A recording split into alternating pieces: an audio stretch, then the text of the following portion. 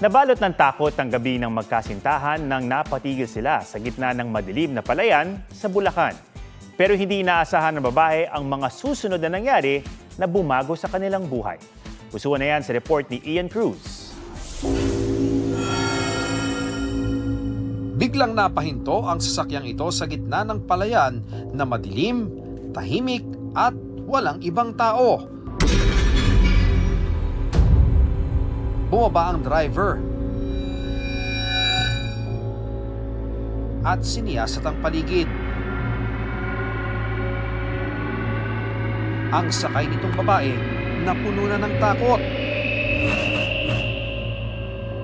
Ang gabing iyon pala ang simula ng buhay na hindi inaasahan nina Sheila May at Bon Joshua. Kabado ako kasi mag-aalas 12 na yun eh. Tapos sa gitna kami ng palayan. Kung halimbawa man, paano kami manghihingi ng tulong, ganon? Paano kami magpaparescue? Plano lang kasi nilang mag-celebrate ng 11th anniversary sa isang resort sa Bulacan. At ang proposal na ito ni Mon, nung pauwi na, kumain muna namin, then doon ko na isip yung daanan sa resort, one way lang.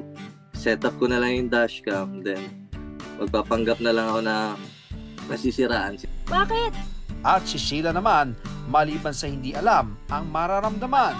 Ala, totoo ba to? Doon pa ako sa kabado moment eh. Pero nung medyo nahimasmasan na ako, doon ako na parang, holo, gano'n.